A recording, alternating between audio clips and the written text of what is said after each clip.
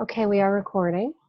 So I'm going to have us go ahead and get started. I know a couple of people might filter in, but we have a demo to get to today that Siobhan will be leading us through. And before that, just a couple of notes about that. This is our last official session for the pilot series of webinars. And after this, we will have some additional sessions. They're just not scheduled yet, and we haven't formed the agenda. In the future, our trainings will be more targeted on very specific aspects of Canvas, and they'll vary by who will be organizing them. Sometimes it'll be a faculty member, sometimes it'll be me. And additionally, I wanted to let you know that we did receive a grant from Davis, the Davis Foundation, which allowed us to hire an instructional design facilitator who will report to me. She will be part-time and she will be available to provide some targeted tutorials and development of resources, and also to meet with some faculty. So it's a very small grant, but she is going to be able to help us out through December. Her name is Eleni Margaronis. Bob, I don't know if you know Eleni. You might have. She did some ID work for UMF. Yeah, I do recognize the name, but I can't put a face to it. Yeah, so she worked all over the system. She also did ID work for USM, and I think some folks here taught for them as well. So she'll be joining us as an ID facilitator as soon as we can get her through the system, just to kind of take some of the load off of the dean, so I can do some of those dean things as we approach the beginning of the semester. So I just wanted to share that news. And then Colloquia series, we were just able to welcome Nico. Thank you for agreeing to do that. We'll be putting together a series of colloquia for faculty to showcase their work in Canvas or their work in e-learning design. And that's going to be a couple of weeks out. We need to give you some time to actually build in Canvas and kind of discover and do some stuff there. But Nico will be coordinating that. Thank you. Okay. And the other thing I wanted to touch base about before I hand over the demo keys to Siobhan, the email that went out earlier with some instructions about Canvas minimal interactions. So you'll note in that detail that there are just a couple of things we're asking all faculty to do, whether they're teaching online, face-to-face, or what have you. Minimally, revising that homepage that everybody has so that it includes your unique course description and faculty introduction, and minimally uploading your syllabus. Now that homepage serves as a repository for any immediate updates or upgrades that we need to make through Canvas to your course. So that's why that homepage exists. For instance, if we needed to immediately drop a link to a certain aspect in Canvas because something has changed, we would drop it through that homepage so that it wouldn't disrupt anything else that you're building in your course site. So that's one layer of the homepage, but what you edit there stays the way that it is. So dropping immediate information, there was another thing. Oh yes, and we also purchased Tier 1 support for Canvas, which I may have mentioned previously. But just to clarify that, this will appear in our Canvas instance very soon. Ann Dennison and Paul Gebhardt are working on our knowledge base, which we need to give to Canvas before Canvas can give us their 24/7 immediate support. So Susan, you had a question about your quizzes, how the links and images were not working in your quiz questions. We did bring that to Canvas. They are bringing that to support. We should have an answer soon, I'm hoping, but in the future, once that knowledge base is built, there will be a help button in Canvas that you can access at any point at the flip of a button, and they'll pull you into a call, a video call, a chat, and address that situation with you immediately, directly. So that service is going to be 24/7. We just have to give them something before they can turn it on for us. Okay, I think that's all of the updates I wanted to share. Any questions before we talk about multimedia? Yeah, with the not knowing exactly when various things are going to start, and with the August 11th deadline. Do you anticipate that things will start before August 11th, or are you, you know, because I don't, well, the onboarding of the instructional design facilitator and the tier 1 support. Because I don't work full-time at Mecca, when you say things are in process, I sometimes don't know whether that means 3 days or 3 weeks. Sure. I honestly don't know whether that means 3 days or 3 weeks myself. We're building this plane while we fly it. So can you clarify for me, you have your instructional design facilitator that you're working with, that's your immediate source of contact constantly to this process. Is there something specific about the tier 1 support or the ID that you need? No, I'm just a little bit confused about what exactly my wonderful facilitator is going to be able to help me with. I think I'm going to need some hands-on, step-by-step instructions. Is that something I get from her? Yes, schedule a time to meet with your facilitator. That is exactly what your facilitator is there for. So schedule that, you have that. The tier 1 support, once it's enabled, all that is an additional support that's 24/7 because your facilitator only works certain hours. Yeah. The Canvas support is 24/7. And then the ID that I'm hiring is just additional support because we know that we have more need than we have resources to support. So yes. And how long is my facilitator? Until your course is done. Oh, great. Yeah. Okay, good news. Yes, Susan. Is the tier 1 support also for students or only for faculty? It's also for students. So will there be some information about how students can contact this support? Yes, and it will be a giant help button in every course site. Super, great. Arminta, I was just curious as to when, or maybe I missed it, when we will be taught how to, in fact, make this course available to students. The publishing. So I'm actually going to send that out as an email blast so that maybe a week before, likely with a video that shows you exactly what buttons to press in addition to text-based instructions. I'm going to do it closer to a week before the first round of classes so that it's fresh, because if you hit that publish button too soon, all of your students can see your course content. But that will be like 2 or 3 weeks from now. I'll send that out. But it's just a matter of going into your settings and hello, Kitty. Going into your settings and turning the course on. Thank you. I'll shut her up now. Anything else?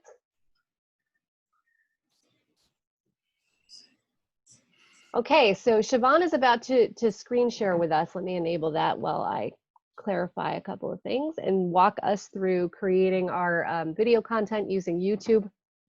So here's a couple of things. First, when we purchased Canvas, there was some confusion about one feature within Canvas called Canvas Studio, and we are working that out. So we may end up with Canvas Studio in the next couple of weeks. And Canvas Studio was one of the reasons why we were drawn to Canvas, and it wasn't really clear to us that it was an add-on. So we're working on that. What Canvas Studio is a video recording mechanism that would be available to all of you and all students.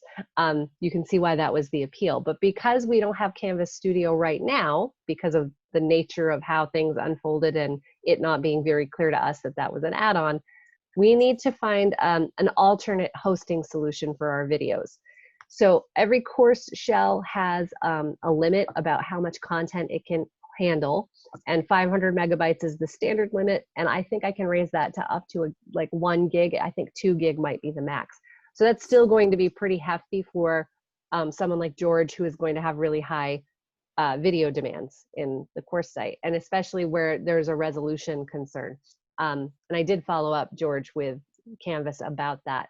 I have some ideas for you about why the resolution was low, but they weren't 100% clear they want to try to replicate it. So Oh, anyway, I'm sorry, I figured that out. Oh, you did? Yeah, it was a ridiculously boneheaded move on my part. Was it a compression upload issue, or was it a browser issue? The standard embedding of the video is at low res, and you can change that in the view settings. I knew that, but I'm so glad you found it. That's great. It's like a very obvious thing that I overlooked. So yeah, that's not it. Well, thank you for telling me. And they had a whole slew of things that weren't even what you just said. So yeah, I immediately went to worst case scenario instead of poking around a little. That when you're learning stuff, that tends to be you're over. Yeah, and it's a lot to learn. So. Yeah. But thank you. I'm glad you found it. That's great. So I will dial them back then. They wanted to schedule time with you to actually see it replicated. So yeah, I also found that if I increase the playback speed of the video, I don't sound as boring or lost. But yeah. I think learners like to have the control over that playback speed, and I'm finding a lot more learners do increase speed of everybody. So yeah. I don't know that that's us. I think that's their need to have things quickly, but it's nice they can do that. Yeah.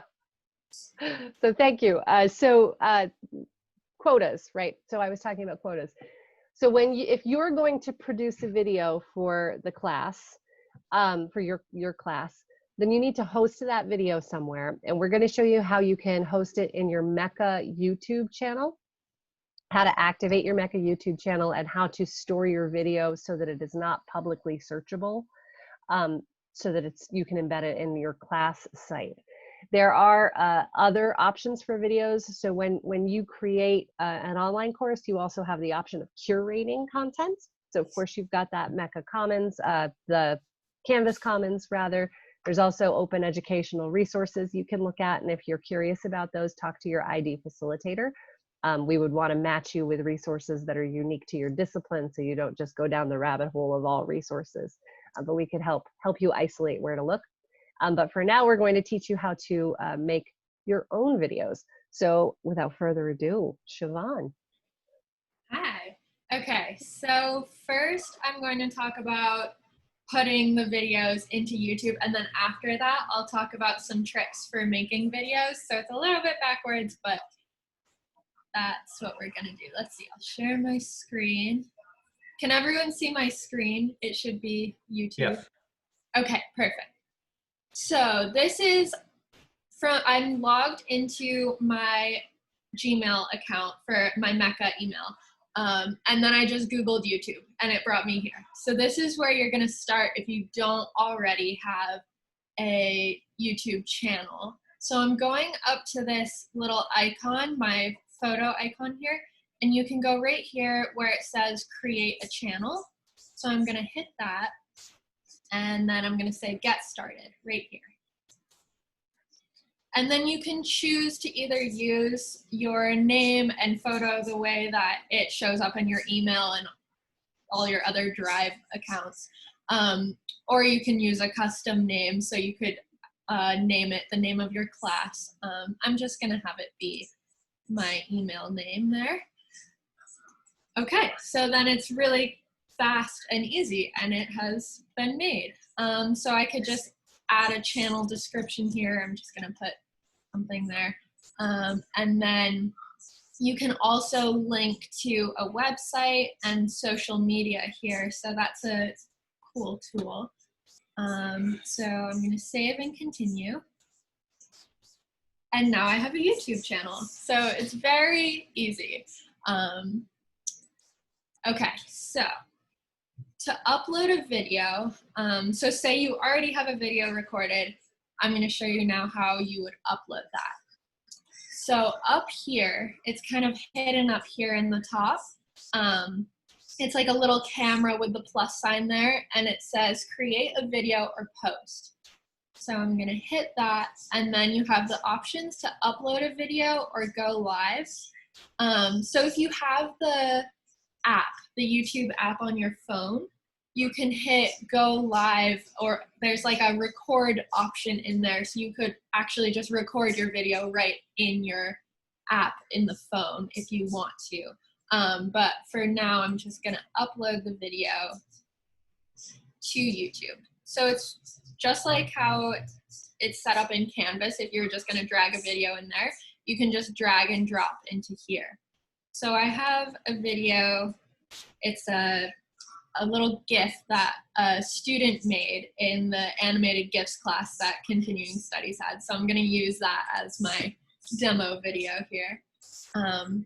So you wanna title your video. This is what is going to show up as the name for the video, and what can be searchable, but your students won't have to search it because we're gonna embed it right in the class, but just so you know. So it takes a little bit of time, but you can see the video has popped up in here. And then you wanna have a description. So the description can be as short or as detailed as you want it to be. Your students will be able to read the description, so you can put like certain information that you want them to know about the video inside of there. So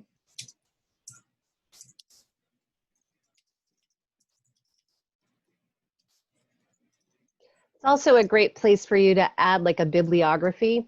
If your video includes references to other material, you could include the links to those materials so that your students, after watching the video, could just click right through. If you embed it in Canvas, though, they won't see that bibliography unless they go to YouTube directly to watch your video. So just tuck that away. That's why it's as short as you want it to be. A single sentence is sufficient for your description. Nobody's looking for your video on YouTube because you'll have it unlisted. yes. Yeah. Thank you, Araminta. Thank you. So then the thumbnail is the little picture that's going to show up when the video is embedded and still. It's just like what you would want your students to see first. So I'm just going to click this. It's just the beginning of the video that the student made. You could also upload your own thumbnail if you have a certain image that you want to use. But in order to do that, you have to authenticate your account. So it's really simple. Like right here, you can see I've clicked this, and then you just say verify.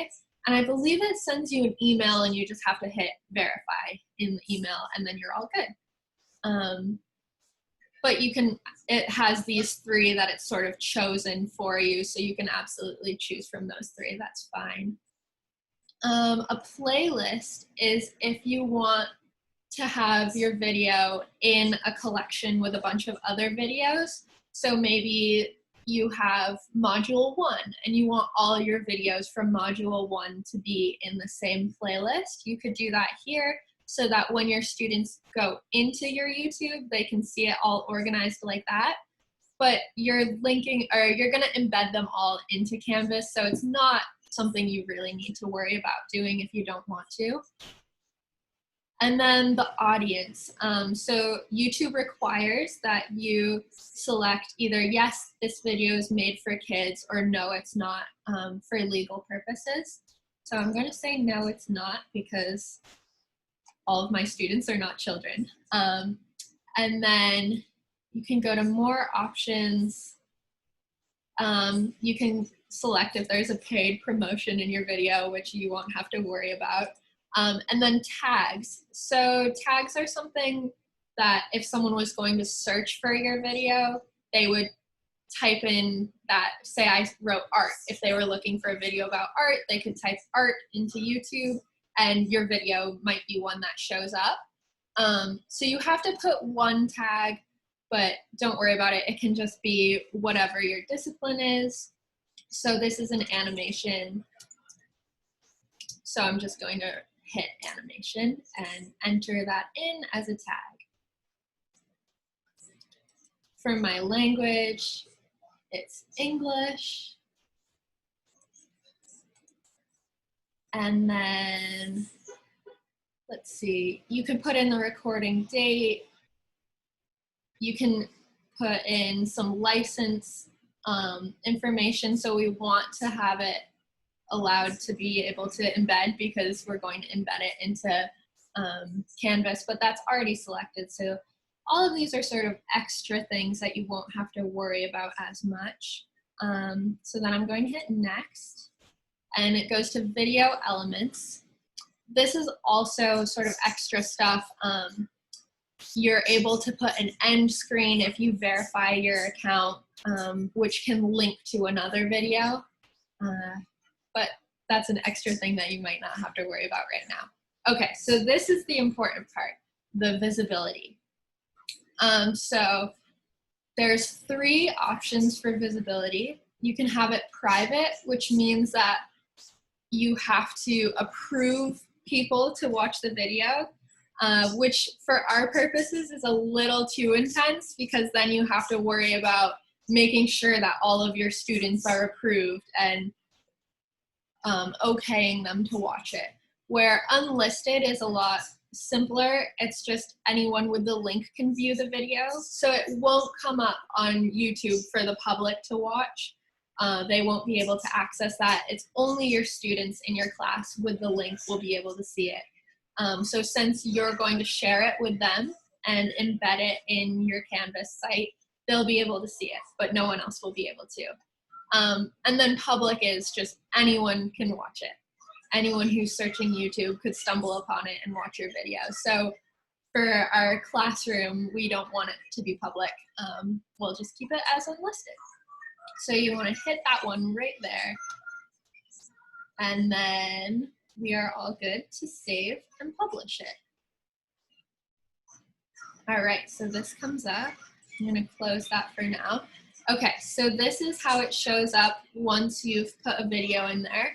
I can see it under videos here, so I could go to the dashboard and then find that again by hitting videos over here in the left-hand column. And then if I wanted to edit it again, you can come right here to details. Say you want to go back into the description and change that. So I can get back to where I was before by hitting that little pencil edit. So then you can adjust that and save or go back to the videos. So it shows right here that it's unlisted. And then you can see the analytics of the video. So how many people have watched it, when people have stopped watching it, which is kind of interesting. You can see comments and then view on YouTube right here. And then there's just some other options where you could get a shareable link, you could edit again, you could delete it if you don't want it anymore, download. So that's all of those settings that are right there. I'm gonna talk about the subtitles really quick. You shouldn't have to worry about this too much. It'll upload them, it sort of auto captions it and will upload the captions for you. It takes a while, so don't be worried if you're not seeing that at first. That was something that like really stumped me at first when I was uploading videos. I couldn't find where the captions were happening. So you can go down to subtitles in this menu, and then I just hit languages right here, which had it come up right here. And then there's this little add button.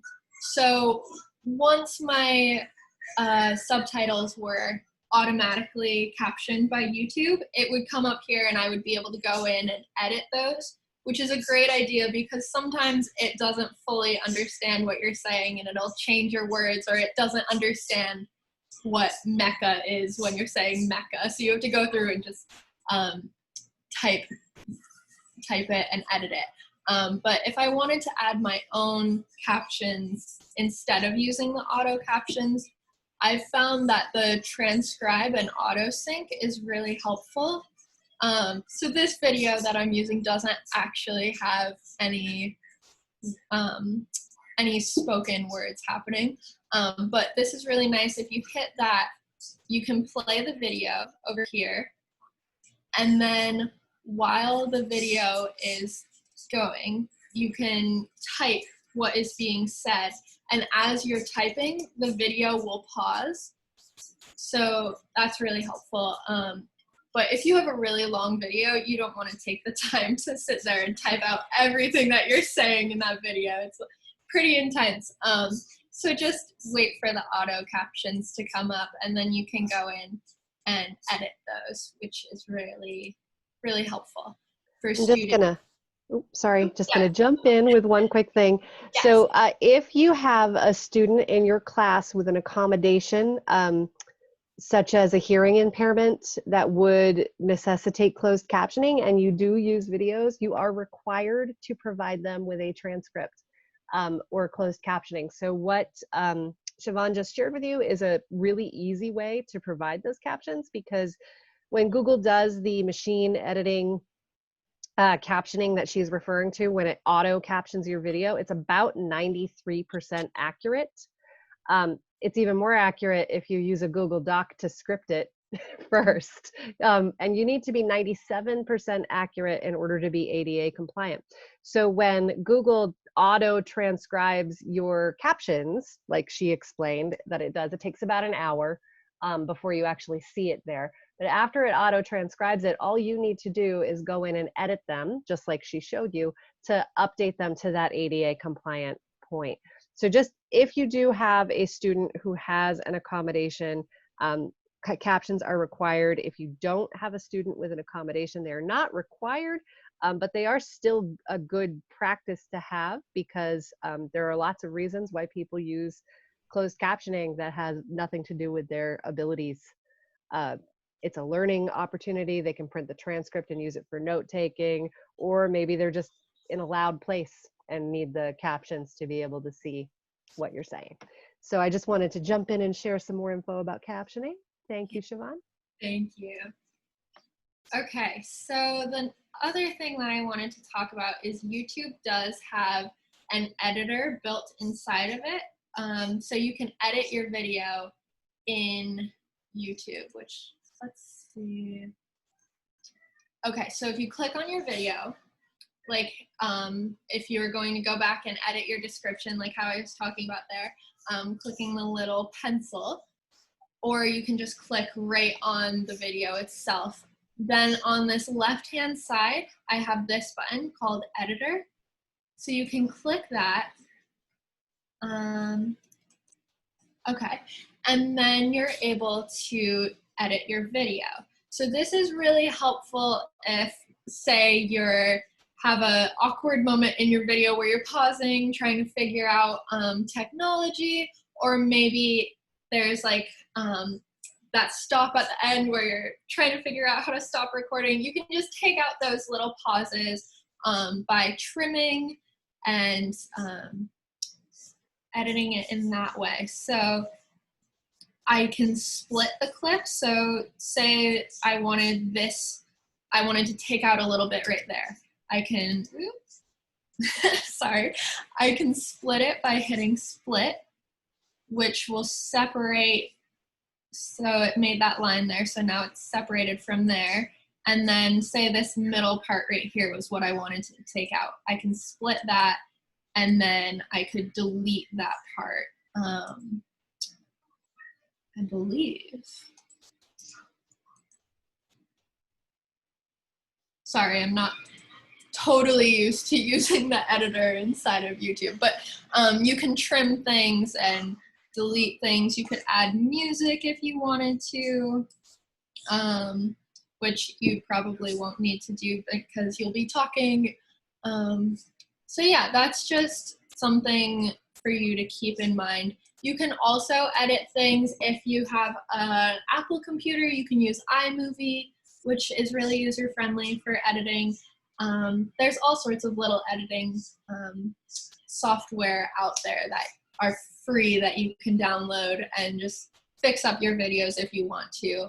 But you don't need to edit your videos if you feel like they're succinct enough and up to what you want them to be. Okay, so now I'm going to talk about how you can take your video and embed it into Canvas. Unless if anyone else has questions right now for what I just was talking about. Okay, I think we're good. All right, so To embed it into Canvas, I'm going to go to the video and I'm going to hit this video link right here so that I open up the video in YouTube. So I want to be viewing it like this. And then you go to share right here. It's this little arrow. Can everyone see where that is? Okay, so then you hit share and then you want to go to embed right here and click that. So now it gives you this code, which is, you don't worry about it being a code. That can be a little scary sometimes. Don't worry about that at all. All we're doing is copying it and pasting it in. So I'm going to select that and copy it. You can also hit this copy button down here to copy it. And then I'm going to X out of it and go to Canvas. So this is Nick and I's sandbox in Canvas. So I'm just going to go to this article that we've entered in right here. So you would go to wherever you want your video to be and hit edit. So then within that, I'm going to place my cursor where I want the video to pop up. This is important. It's a really little thing, but it's important because if I put my cursor like in the middle of the text, then my video would come up in the middle of the text. So you want to place your cursor strategically. And then up here, this little, it's kind of tricky to see, but it's this little like YouTube icon, and then it has the music note right there. So you're going to click that and hit upload/record media. And then it brings up this little spaceship area. So then you want to go over here to embed. So then once you hit that, there's a space for you to paste in that code. So you just want to paste that in and then hit submit. And it pulls up the video right there that you just uploaded to your YouTube. So it's really simple and really quick. And then you want to save that. And so now your students, when they're looking at this page, they'll be able to see that video and click on it and watch it right inside of the Canvas site. They could also click this right here to watch it in YouTube. So it pulls it up on that big screen that we were on before. So does anyone have any questions about embedding it in Canvas? All right. Is this?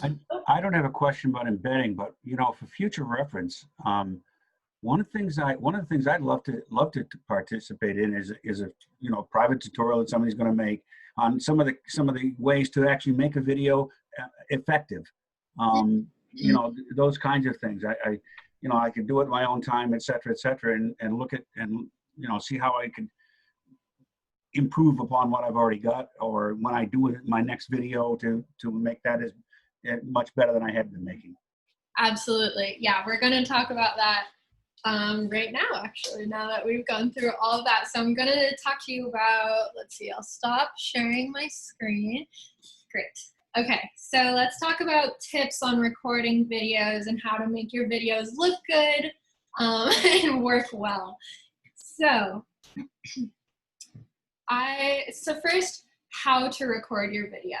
So you could, like I was saying before, download the app onto your phone if you have a phone that you're able to take video with, and you could take your video right through the YouTube app. You can record it. Another thing that teachers I've worked with in Moodle find really easy is just, you can have a Zoom with just yourself, and you can hit record like how we're doing with this big Zoom, and just record yourself in the Zoom. And that way you can sort of see you'll be able to see yourself in the video, and when you're holding things up, you'll know what your video is looking like. So people have found that helpful that I've worked with before, and then you just save the recording and put that into YouTube and publish it that way.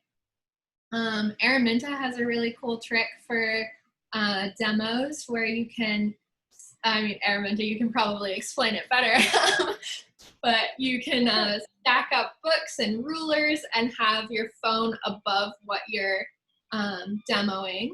Yeah, so I take 2 yardsticks and I place those 2 yardsticks over stacks of books on either side of my dining room table, and then I put my phone between those 2 yardsticks like this, so that the camera is coming through the yardsticks, not blocked by it.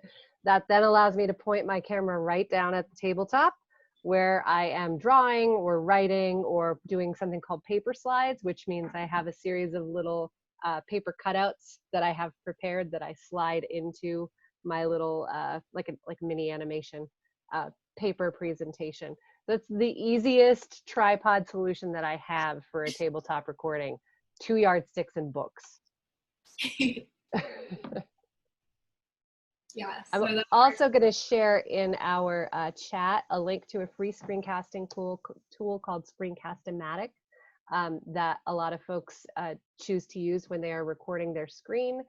That it allows you to record anything on your screen, so that could be a PowerPoint slide deck. So as long as that's up on your screen, it will record you talking and the slide deck as you're going through it. It would also allow you to record a website if that's what's on your screen. It's whatever's on your screen. So I just shared a link for that. And of course, YouTube itself also has a recording medium. You can record live right into YouTube like you're talking with it, which is a live streaming opportunity. Google Meet also allows you to record. Zoom, as you know, allows you to record. So there's a couple of different other mechanisms you can use to do recording.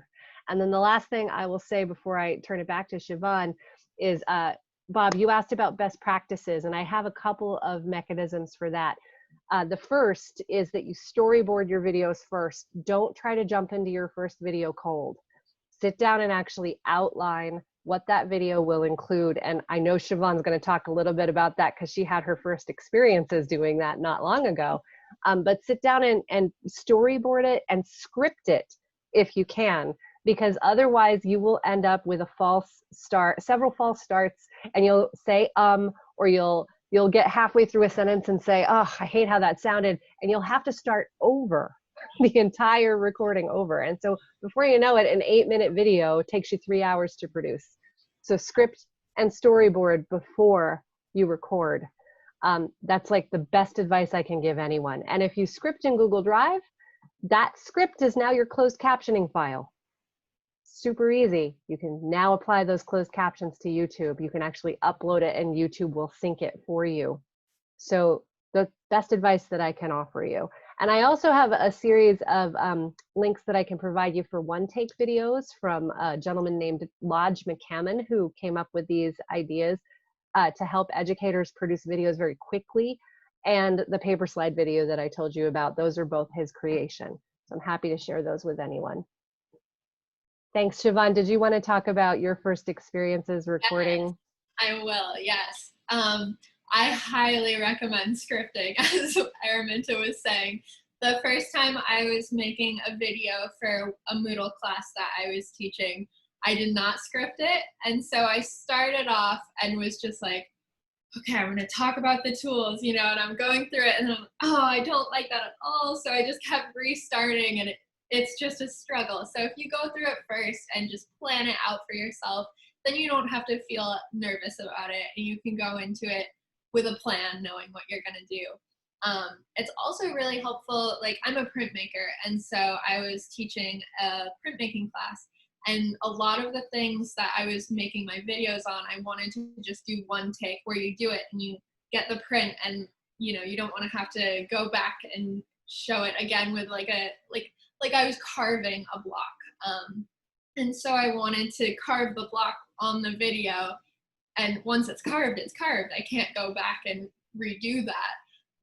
So it was important for me to do it in one take. So scripting it is so helpful if you have something like that, like a demo that you're showing where it's sort of one and done.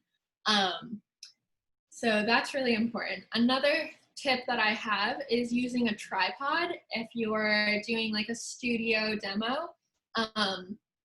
So it's sort of like what Araminta was talking about with the books and the rulers. That's a really easy way to sort of tripod something. But if you need your whole table to be shown, having a tripod that you can set your phone or your camera up on so that you can have your whole workspace shown in the video is really helpful. And that's how I recorded a lot of my videos for my classes. Let's see, what else did I have to talk about? Oh, making sure that you're speaking clearly, but also being yourself in the video. You know, you don't want to sound like a robot coming across to your students. So if you do script it, you know, make sure that you still have your personality in there so that you can connect with your students. That's really important. You know, just don't be nervous. They're your students. They are excited to learn from you already. So, what else? Let's see. I think that's pretty much all that I had to talk about. Does anyone have questions? I'm also sharing some repositories in the chat. These are just some easy, quick start repositories to reference. The first is the Internet Archive, which you may be familiar with already, but the Internet Archive also has public domain films and books that you can embed in book form. So you can actually add those to your Canvas site like a book that you page through. Very handy if you're teaching like a history class or a course that you want to show the context of, say, a historical magazine from when it was actually printed. You can show it in form in a digital format. So that's the Internet Archive. I also shared the Library of Congress's video collection. There's a repository of historical videos there. And then TED Ed is more for K-12 educators, but there are some snippets in there that are useful for higher education platforms. TED Ed is TED Talks education platform. So there's a series of animated educational videos that are actually partnered with professional educators. And then the last thing I would share is Khan Academy. That's in addition to Canvas Commons. So when you are in Canvas, remember there is the Commons there, which includes 163,000 courses and course materials, and several of them are demos. So demos of studio arts, I mean. So there are some resources there that you may not need to reproduce yourself. The other thing that I'm working on, and I don't have all the information for it yet, I just partnered with Coursera. Coursera is a MOOC, massive openly online course platform that's partnered with many Ivy League institutions. And the way that they partnered with us is to provide some of those resources as a repository, but I only just did that a couple of days ago. So I need to go into the fine print and see how we can use their materials. Once I have that, that's more than 3,000 courses, and that includes some studio arts as well, including like animation and game arts. So there may be some resources from Coursera that we can use. I will keep you posted as I figure out all of the nuances of that. And then the last thing that I would share about this is copyright and public domain. So when you are working in an online class, you are publishing content. And that content is locked behind authentication, but you're still publishing. That means you cannot just show a copyrighted video. You can't show Netflix in your Zoom course. You can't show Amazon in your Zoom course. You can't upload those videos to your course site. You cannot upload them to YouTube. That would be a copyright infringement, and they'll shut down your account. And we do not currently have the resources to get that copyright for you. So as of now, our situation is we ask that you find free public resources for the web. So if you need to show a video, please show one that is not copyrighted, or you need to find a way to show that video on campus in a classroom to your students, because you are still allowed to do that, except Netflix. You're not allowed ever to do that with Netflix. But with a video like a DVD, you are allowed to do it that way. So as things stand right now, we cannot get copyright for you. Hopefully that will change in the future as our resources evolve. Yes, Nico. And a quick question on that. I'm going to be teaching a film class this semester, which I'm doing hybrid. We're showing films in OSHA as part of a lab, but I'm also going to be showing clips. Is there a limit to the amount of time, in the same way that we photocopy a book, certain amount of pages? Is there a certain amount of seconds that I can show a clip? There is, but also how you show it matters. So you cannot upload it to YouTube, for instance. Yeah. But yes, it's 10%. Teach Act generally is 10% of any resource or Okay. less. So I could share my screen on a synchronous class, but I can't, which would be showing a video. Yes. Yes, but the Teach Act the Teach Act is really complicated when it comes to online. So I'm going to say it from a blanket perspective, 10% is relatively safe as long as you are not recording it. Yeah. But we may need to do that case by case. So Thanks for that. Any other questions at this point?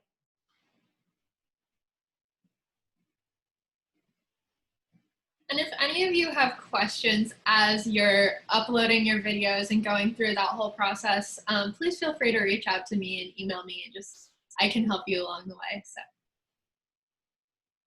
I do have one quick question. Is it preferred to use a YouTube channel or load videos from Google Drive or embed them directly in the, I know there's a size limit. I kind of like the controllers that come with the Canvas embed, but. So what I would say, George, is it's up to you. However, that size limit applies to your entire course. So Yeah. if your students needed to upload videos as well, like as part of an assignment, I would say you probably need to move off Canvas because you're going to run into the size limitation for the entire course. If you can have your students upload through YouTube, that's fine. I generally recommend that you go through YouTube or Google Drive, which is also fine, because of the storage capacity. But if you're not worried about storage capacity, then you can upload directly to Canvas. I think actually it's easier to see students' content in Google Drive. So it's sort of all in one spot. And even though you're using SpeedGrader or whatnot, you can refer back to things quickly. So I see what you're saying. Yeah. So what I would do in that case, and this is how I've done it in the past, I have a poetry slam assignment in one of my courses. I have my students recorded in YouTube and then embed that video in a discussion board. So it's actually all in one place for me using SpeedGrader, and they can all see it easily through the discussion board and apply commentary right there in discussion. So you could ask your students to upload it to Drive if that's how you want to grade, or you could ask them to upload it to YouTube and embed it into the discussion in Canvas. Or if we get our studio, then they would just be able to open up discussion and click the studio button and record it right there. Oh, nice. So, yeah. All right. We are working on that. Hopefully we have it soon. Thanks. Yeah. And George, if you want to schedule a meeting to talk about your course at any time, we can do that. I have been looking at your course and it's shaping up really well. But please let me know if you want to meet. Okay, thanks. Yeah. So I unmuted and muted several I times. do that all the time. It's the world of Zoom. Just don't do it like, when you're in real life. No, usually when you're trying to record something that's happening, you hit the record button and turn it on and off several times, and you've got the best footage ever of your foot. Oh, goodness. Any other, we don't have to limit our questions to multimedia because we've got a little time, and we're building our courses now in Canvas. So do you have any questions at all about Canvas at this point, or about your course design? I do. I have my official MECA syllabus done, and I was confused because I'm pretty sure that at the bottom, this was yesterday, and I'm pretty sure that at the bottom of it, of what Paul sent, it says course calendar. And I didn't think a course calendar was supposed to go with, that would be a paper syllabus, but I didn't think it was supposed to go at the end of the syllabus for Canvas. So am I right about that? That was kind of an error and I should just delete it and put the course calendar somewhere else? Well, your syllabus can still include a course calendar, whether it's for Canvas or not. So basically, we're asking everybody to upload a syllabus to Canvas, and so your calendar would be minimally on your syllabus, whether you're meeting face-to-face, online, or not meeting at all, and it's just a series of deadlines. So yes, please do include the calendar on your syllabus.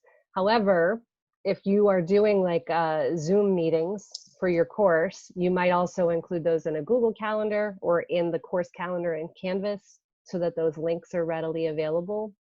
And Nico today just discovered that Meet works, Google Meet mashes up with Canvas, and within 2 minutes before this meeting, Asa got that working. I don't know if you saw that come through. So we also have Google Meet in our Canvas instances, in addition to Big Blue Button, which I understand is a little buggy. Big Blue Button is limiting classes to 60 minutes and won't let you record right now. So, so that's why I started looking around, and Meet is, of course, top of the line right now. So. And we all have Meet, so Yes. through Google. So good thinking. Okay, any other questions?